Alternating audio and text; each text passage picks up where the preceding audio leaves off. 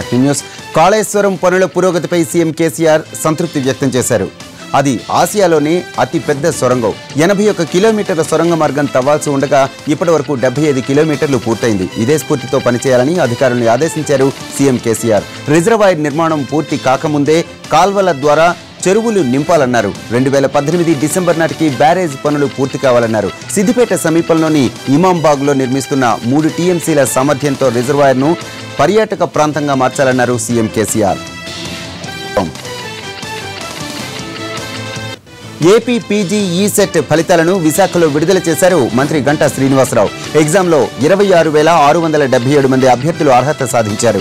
గత ఏడాది కంటే ఉత్తీర్ణత శాతం పెరిగింది. అభ్యర్థులు ఈ నెల 25 నుంచి ర్యాంకు కార్డులు డౌన్లోడ్ చేసుకోవచ్చని చెప్పారు మంత్రి గంటా. ఈ ఏడాది అన్ని పరీక్షలను ఆన్లైన్లో నిర్వహించినా ఎక్కడా ఎలాంటి అవాంతరాలు జరగలేదని, అధికారుల ముందస్తు ప్రణాళికలే అందుకు కారణమని చెప్పారు గంటా. తెలంగాణ ఈసెట్ 2017 ఫలితాల్లో తమకు అన్యాయం జరిగిందంటూ హైదరాబాద్ జేఎన్టీయూ ముందు ఆందోళనకు దిగారు అభ్యర్థులు. ఎగ్జామ్ నిర్వహించిన సమయంలో సాంకేతిక సమస్యలు తలెత్తాయని, దీంతో వీటి ప్రభావం ఫలితాలపై పడినట్లు వారు వాపోయారు. తాము నష్టపోయామని అధికారుల దృష్టికి తీసుకువెళ్లినా ఎవరూ పట్టించుకోలేదని అభ్యర్థులు ఆవేదన వ్యక్తం చేశారు. జేఎన్టీయూహెచ్ మొదటిసారి ఆన్లైన్లో ఈసెట్ ఎగ్జామ్ను నిర్వహించడంతో సాంకేతికంగా పొరపాటు జరిగినట్లు తెలుస్తోంది.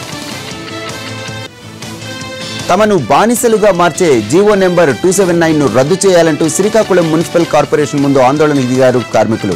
ప్రభుత్వానికి వ్యతిరేకంగా నినాదాలు చేశారు. ప్రభుత్వం తక్షణమే ఈ జీవోను ఉపసంహరించుకోవడంతో పాటు సమాన పనికి సమాన వేతనం చెల్లించాలని, పీఎఫ్, ఈఎస్ఐ వంటి సదుపాయాలు కల్పించాలని డిమాండ్ చేశారు కార్మికులు.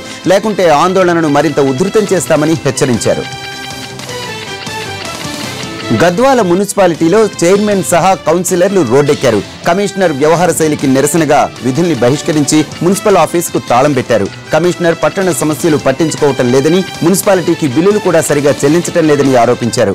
కార్యాలయంలో తాను చెప్పిందే వేదంగా వ్యవహరిస్తున్న కమిషనర్ తక్షణమే క్షమాపణ చెప్పాలని కౌన్సిలర్లు డిమాండ్ చేశారు. కమిషనర్ డౌన్ డౌన్ అంటూ నినాదాలు చేసిన కౌన్సిలర్లు ఇలాంటి కమిషనర్ తమకు వద్దన్నారు. కమిషనర్ సారీ చెప్పే వరకు ధర్నా కొనసాగుతుందని స్పష్టం చేశారు. తక్కువ సమయంలోనే పసుపు కొనుగోళ్లు పూర్తి చేస్తామని, ఈ విషయంలో రైతులు ఆందోళన చెందాల్సిన అవసరం లేదని చెప్పారు ఏపీ మంత్రులు ప్రతిపాటి, నక్కా ఆనంద్. గుంటూరు జిల్లా దుగ్గిరాల మార్కెట్ యార్డును సందర్శించిన మంత్రులు పసుపు కొనుగోలు కేంద్రాలను వేమూరు, కంకిపాడుల్లో ఏర్పాటు చేస్తామని తెలిపారు. రోజుకు 8,000 బస్తాలు కొనుగోలు చేసేందుకు చర్యలు తీసుకున్నామని, రైతులకు ఎటువంటి నష్టం కలగకుండా చూస్తామని హామీ ఇచ్చారు. తమ కులాన్ని కించపరిచే విధంగా ఖమ్మం జిల్లాలో మంత్రి తుమ్మల నాగేశ్వరరావు మాట్లాడారంటూ కరీంనగర్లో ఆందోళనకు దిగాయి నాయి బ్రాహ్మణ సంఘాలు. నిరసనలో భాగంగా మంత్రి దిష్టిబొమ్మను దహనం చేయడానికి ప్రయత్నించారు. దీంతో వారి ప్రయత్నాన్ని అడ్డుకొని దిష్టిబొమ్మను స్వాధీనం చేసుకున్నారు పోలీసులు. తెలుగు రాష్ట్రాల్లో ఎండలు మండిపోతున్నాయి. 2 రాష్ట్రాల్లో అత్యధిక ఉష్ణోగ్రతలతో జనం తీవ్ర ఇబ్బందులు పడుతున్నారు. తెలంగాణలోని హన్మకొండలో అత్యధికంగా 45 డిగ్రీల గరిష్ట ఉష్ణోగ్రత నమోదైంది. నల్గొండ, రామగుండంలోనూ ఇదే స్థాయిలో ఉష్ణోగ్రతలు నమోదవుతున్నాయి. అటు ఏపీలోనూ ఎండలు జనానికి చుక్కలు చూపిస్తున్నాయి. ఒంగోలు, నెల్లూరు, కావలి, బాపట్లలో అత్యధికంగా 43 డిగ్రీల ఉష్ణోగ్రత నమోదైంది. రాష్ట్రంలో ఇతర జిల్లాల్లోనూ ఇదే పరిస్థితి నెలకొంది. ఎండ తీవ్రతకు సత్యవేడులోని శ్రీ సిటీలో ఓ టెంపో వాహనంలో మంటలు చెలరేగి అది దగ్ధమైపోయింది. ఉద్యోగులు ట్రాన్స్పోర్ట్ చేసేందుకు ఈ టెంపోను వాడుతున్నారు.